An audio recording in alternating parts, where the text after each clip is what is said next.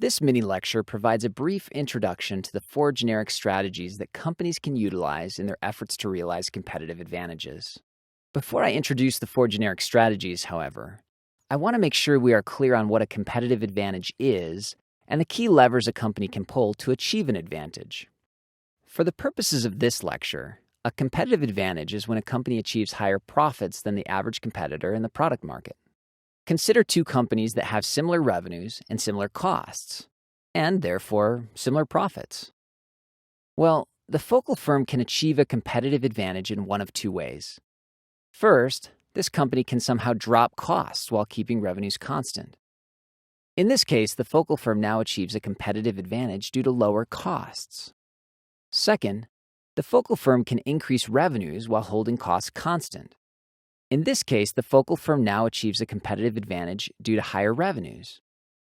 Of course, a company could realize an even greater advantage if it could somehow do both, but that is very difficult to do in practice. Now, this brief overview may seem obvious, but it is important to lay the groundwork for the following discussion. Michael Porter suggested that generic strategies can be defined by two key dimensions: the scope of the strategy and the source of the competitive advantage.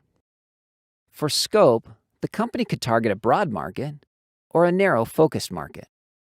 For the source of competitive advantage, the company could either be the low-cost leader or a differentiator. The result is these four quadrants that represent the four generic strategies: overall cost leadership, differentiation, cost focus, and differentiation focus. Cost leadership is really about being the low-cost provider for a broad customer base. Examples of companies that do this include Dell Computer, Amazon.com, and Walmart. These companies all offer products that are pretty similar to other products in the marketplace, but they have lower costs. These low costs allow them to consistently capture higher profits than their competitors. Differentiation is really about doing something different that makes your broad market customers willing to pay more for your products and services. Examples of companies that do this include Harley-Davidson and Apple. These companies offer products that customers really want, and so customers are willing to pay high prices for them. These higher prices allow these companies to consistently capture higher profits than their competitors. Cost focus is basically a cost leadership strategy in a narrow or focused market.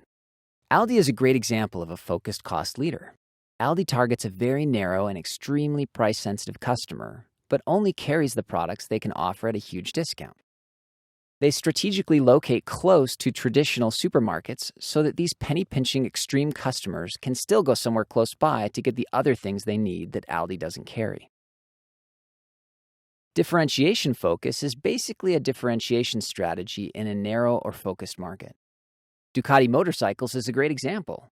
They target a narrow slice of performance-focused motorcycle enthusiasts. Ferrari is another example. They target performance-focused drivers who have millions to play with. So generally, you can select any one of these four generic strategies in your efforts to achieve a competitive advantage. It is very difficult, however, to try to do more than one.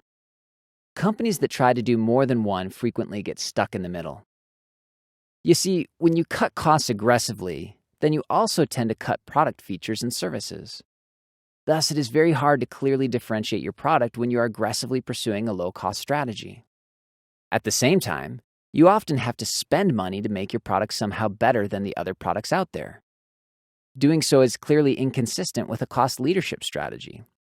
The main activities you engage in to become a cost leader are simply inconsistent in most cases with the main activities you engage in to be a differentiator.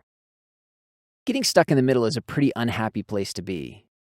Your products aren't different enough for customers to be willing to pay more, but they also aren't cheap enough for customers to choose you for your bargain prices. You are left without any clear unique value for the customers you're trying to woo. So while some companies have in fact found ways to do both, it is usually wise to choose one and stick with it. Understanding when some companies are able to do both is a topic for another mini lecture.